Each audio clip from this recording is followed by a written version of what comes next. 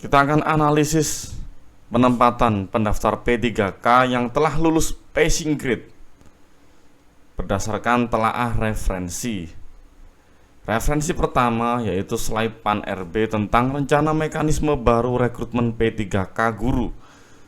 Di sini tertulis dengan sangat jelas Pak Budi seorang guru THK 2 yang mengikuti seleksi tahun 2021 dan lulus passing grade namun tidak mendapat formasi karena kalah bersaing dengan guru lainnya di seleksi kompetensi 2. Hasilnya apa? Akan dialokasikan formasi untuk Pemda di sekolah Pak Budi agar Pak Budi dapat melamar di sekolahnya. Ini adalah acuan pertama. Acuan kedua, di sini ada penjelasan dari TV Parlemen, salah satu slide, yaitu mengakomodir guru yang telah lulus passing grade, kemudian mencegah terjadinya pergeseran antar guru di sekolah induk yang lebih banyak lagi. Dan juga draft keputusan atau kesimpulan dari Panja Formasi GTK, yaitu tentang nomor 2, Komisi 10 DPR RI mendesak Kemdikbudristek memastikan 193.954 guru lulus passing grade segera mendapatkan formasi dan SK P3K tanpa tes agar segera mendapatkan gaji dan tunjangan berdasarkan ketentuan peraturan perundang-undangan.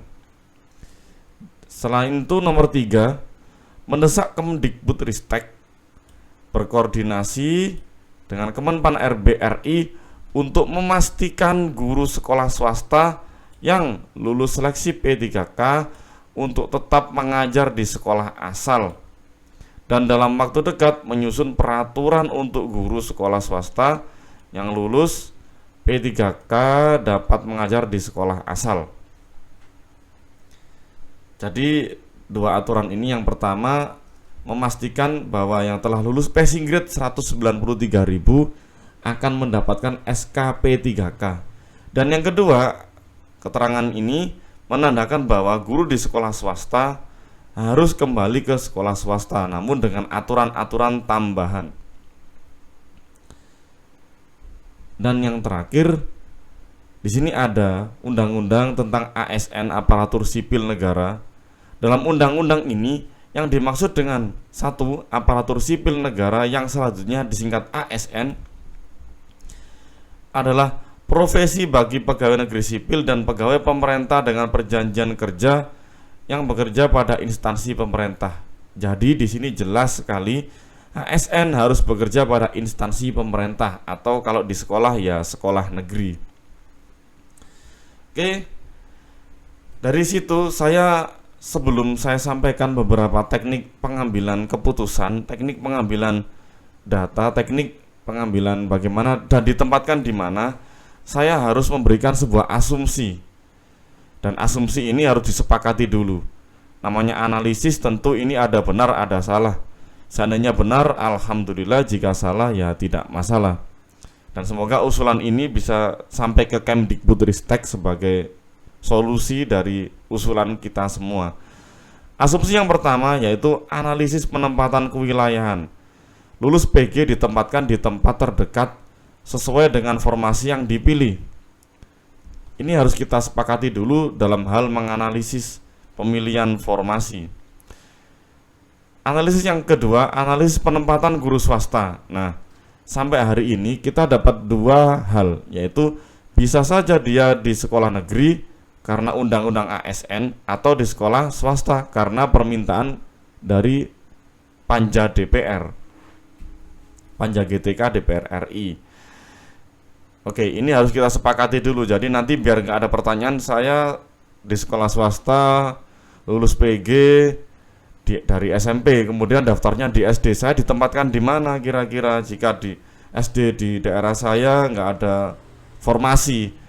Nah, nanti gini harus kita sepakati dulu beberapa asumsi. Tanpa ada asumsi, maka tidak akan ada penyelesaian dari masalah keformasian. Analisis derajat seimbang antara penempatan sesuai dengan linearitas ijazah sama penempatan di luar wilayah lokasi kerja. Nah, maksudnya apa ini? Misal ada guru biologi mendaftar prakarya dan kewirausahaan. Guru biologi mendaftar prakarya dan kewirausahaan. Ternyata di provinsi tersebut tidak ada lowongan atau formasi untuk guru prakarya. Nah, tentu ada dua analisis yang bisa kita ambil, yaitu penempatan sesuai dengan linearitas ijazah. Jadi nanti guru biologi tersebut bisa saja mengajar di SD karena linear, guru kelas SD itu linear dengan S1 biologi. Atau pilihan kedua, ini bisa jadi penempatan di luar wilayah lokasi kerja. Bisa jadi dia menjadi guru biologi namun di luar provinsi tersebut. Nah, ini analisisnya harus derajat seimbang, karena solusi tadi nggak ada lagi solusinya selain ini. Jadi misalkan guru biologi tadi S1 biologi mendaftar prakarya dan kewirausahaan. Nah, ternyata di provinsi tersebut nggak ada formasi untuk prakarya dan kewirausahaan. Nah, tentu solusi yang terfikirkan oleh saya hanya ini, penempatan sesuai linearitas ijazah di dinas pendidikan terkait sama penempatan di luar wilayah lokasi kerja, yaitu nanti dia ditempatkan di provinsi lain namun sesuai dengan formasi yang dia pilih, yaitu prakarya dan kewirausahaan. Nanti aja kita akan jelasin satu-satu. Kemudian asumsi terakhir, ini harus disepakati semua, apapun yang terjadi semua yang lulus PG akan mendapatkan SK P3K. Ini asumsi. Jadi urutan asumsinya kita mulai dari atas hingga yang paling bawah. Kalau ini benar, ini benar, ini benar, ini benar, baru itu berarti apa yang jadi keputusan itu benar. Seperti kita kalau penelitian harus ada namanya asumsi. Oke, kita sepakati dulu asumsi. Dicek videonya satu persatu, dilihat, nanti kita akan bahas kira-kira penempatannya seperti apa. Untuk kategori pertama, yaitu guru TK, THK 2 dan guru honorer negeri, itu analisis pertama ditempatkan di sekolah asal. Ini ada beberapa teknis, yaitu ditempatkan di sekolah sesuai dengan formasi apa yang dilamar di lingkup wilayah. Oke, maksudnya bagaimana? Misalkan dia ini guru S1-nya PGSD, melamar guru kelas SD, ya ditempatkan di sekolah asalnya tadi. Namun jika di sekolah asal nggak ada formasi, maka dilingkupkan ke kabupaten. Nah, atau kalau guru mapel-mapel seperti fisika SMA, kimia SMA, bisa juga lingkup provinsi. Namun karena sudah ada informasi bahwa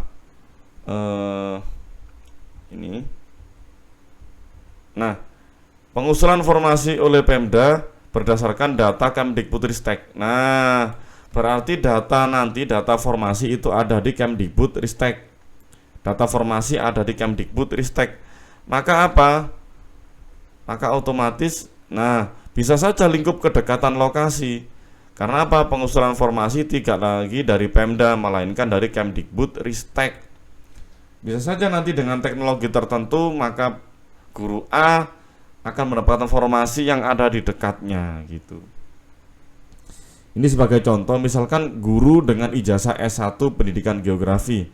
Karena ini SMA, pasti lingkupnya provinsi. Melamar guru geografi SMA. Kemudian pilihannya ada 3 tentu, yaitu ditempatkan menjadi guru geografi SMA di sekolah negeri asal. Yang kedua bisa saja ditempatkan menjadi guru geografi SMA di sekolah negeri pada dinas pendidikan provinsi asal. Ya, jadi masih dalam lingkup satu provinsi karena SMA itu ikut provinsi. Namun tentu saja bisa ditempatkan menjadi guru geografi SMA di dekat lokasi asal jika ada.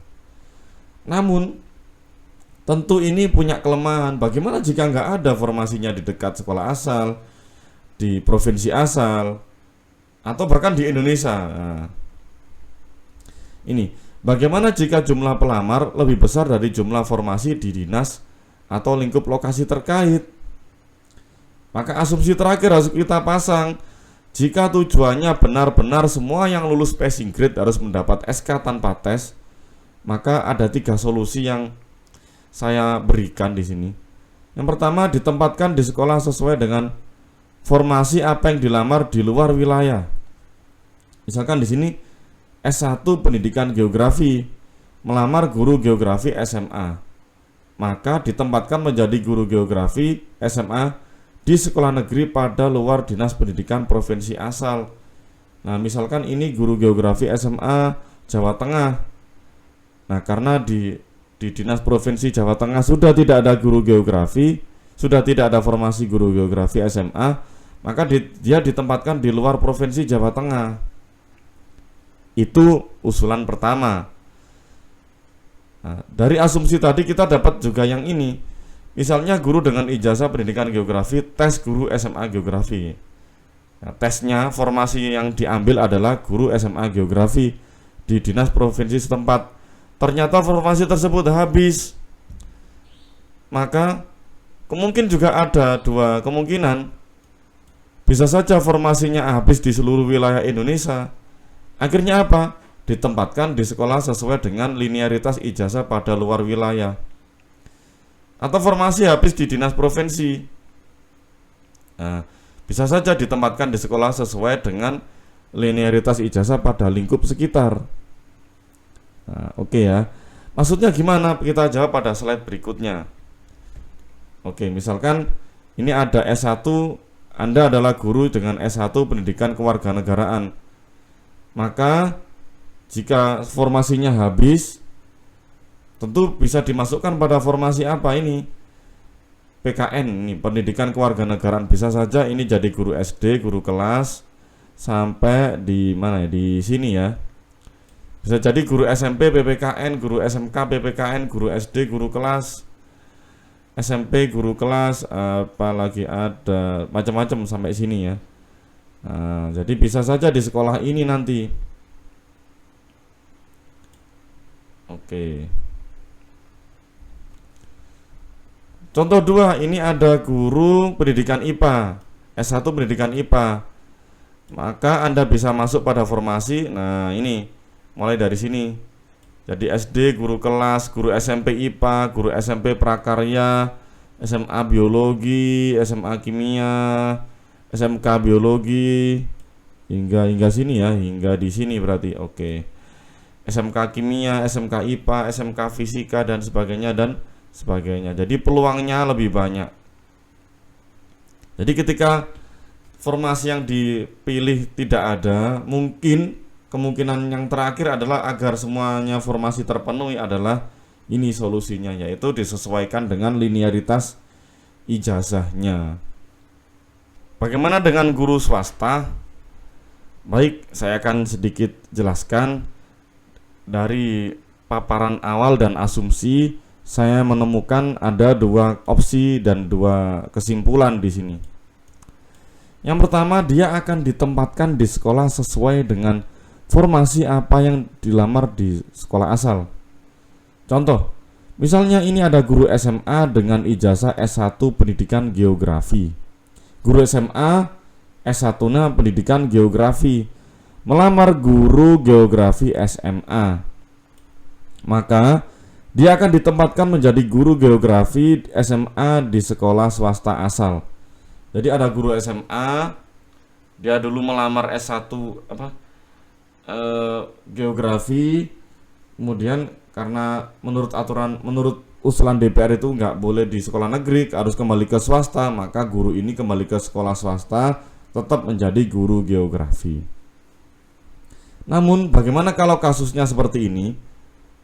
Nah, tadi kan jelas guru geografi ngelamarnya geografi, nggak keterima, ya kembali jadi guru geografi. Sekarang ada guru SMP ijazah S1 pendidikan IPA, melamar guru kelas SD. Nah, kalau kita gunakan analisis yang ini tentu nggak bisa. Karena apa? Guru kelas SD nggak ada di SMP.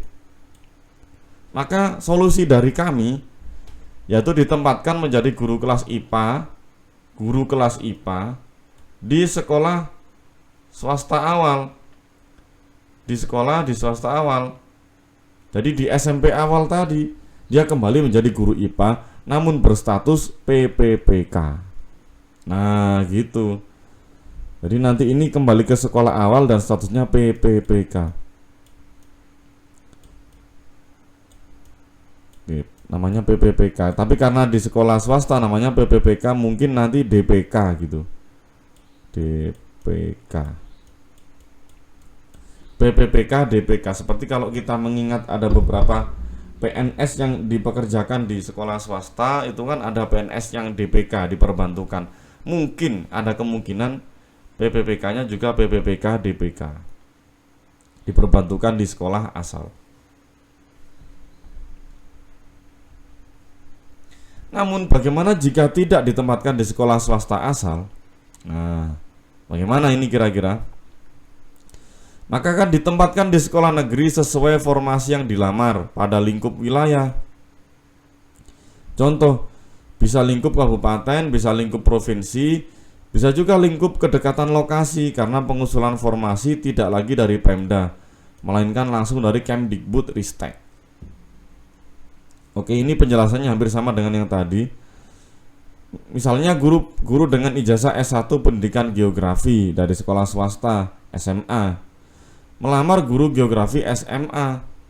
Bisa saja nanti dia ditempatkan menjadi guru geografi SMA di sekolah negeri pada Dinas Pendidikan Provinsi asal.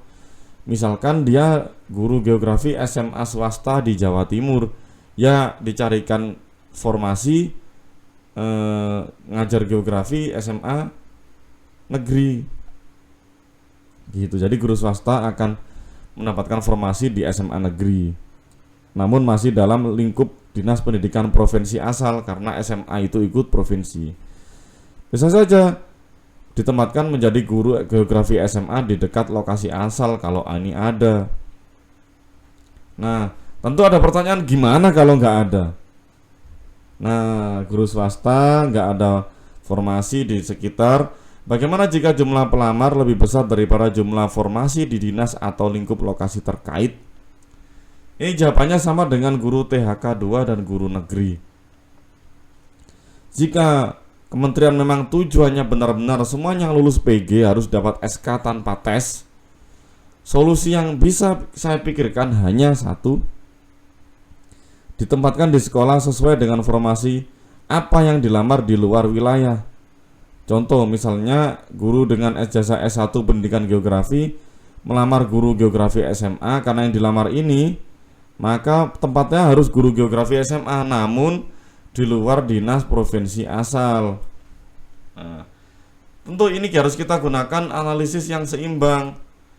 Analisis yang seimbang dengan guru ijazah S1 pendidikan geografi tes guru SMA geografi di dinas provinsi setempat, ternyata formasi tersebut habis. Nah, ini harus ada solusi. Formasi habis di seluruh Indonesia, nah, bisa saja kan habis. Maka ditempatkan di sekolah sesuai dengan linearitas ijazah pada luar wilayah. Atau formasi habis di dinas provinsi aja, mungkin di luar wilayah aja ada. Ditempatkan di sekolah sesuai dengan linearitas ijazah pada lingkup sekitar. Oke, jika lingkup sekitar habis, tentu kan harus keluar lingkup. Nah, kita jawab pada slide berikutnya nih. Contoh, nah ini sama dengan yang tadi juga. Jika Anda guru dengan ijazah S1 PKN, pendidikan kewarganegaraan, maka Anda bisa masuk pada formasi ini. Nah, kalau di lingkup dinas pendidikan terdekat tidak ada, mungkin akan ditempatkan di luar dinas pendidikan terkait. Dan juga ini, ijazah S1 pendidikan IPA, maka Anda bisa masuk pada formasi. Nah, ini tentunya. Oh, enggak ya, hanya sampai ini. Nah, jika formasinya memang benar-benar enggak ada yang dilamar, maka mungkin akan disesuaikan dengan linearitas ijazah, mulai dari yang terdekat hingga yang terjauh. Semuanya masih kemungkinan. Barangkali yang slide ini atau paparan ini bisa dibuat solusi oleh Kemdikbud, ya alhamdulillah. Kemudian bagaimana dengan lulusan PPG?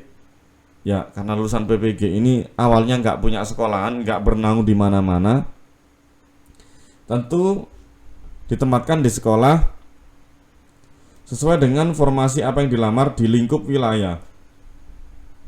Lulusan PPG yang dimaksud di sini itu yang penting sudah lulus PPG, entah PPG Daljab, Prajab, SM3T. Yang penting mereka lulusan PPG yang sampai saat ini tidak bernaung di sekolah negeri ataupun swasta, tidak masuk Dapodik.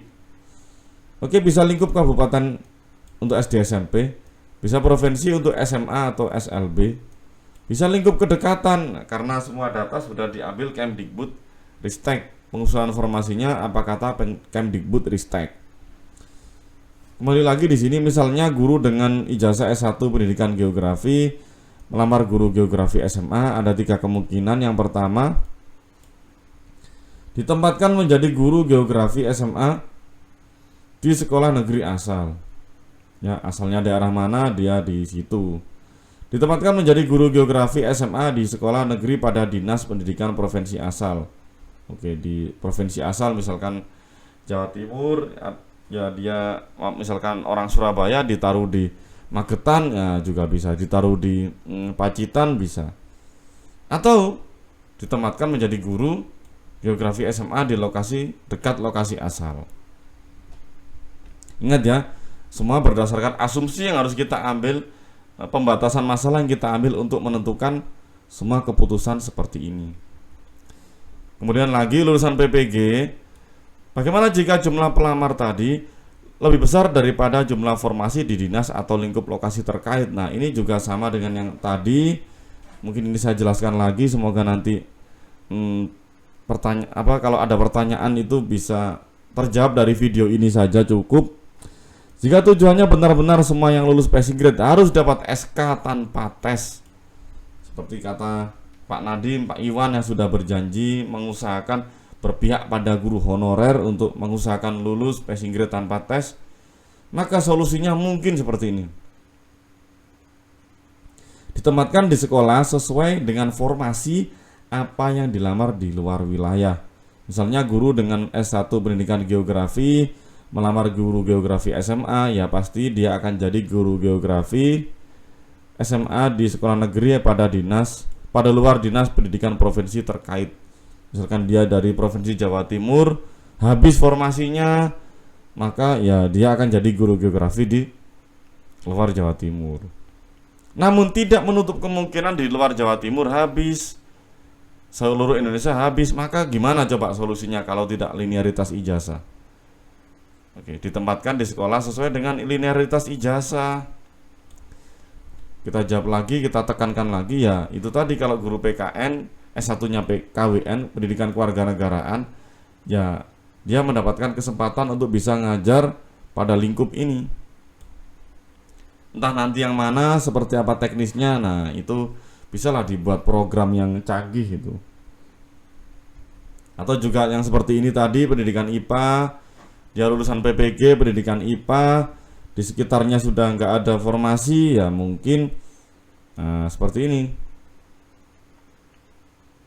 Dia akan ditempatkan di ini, entah nanti ditempatkan atau mereka milih atau berdasarkan skala prioritas apa, itu terserah pihak BKN dan Kemdikbud Ristek atau apa Menpan RB dan sebagainya, Panselnas, macam-macam panitianya. Oke, cukup sekian penjelasan dari kami, semoga bermanfaat, semoga semakin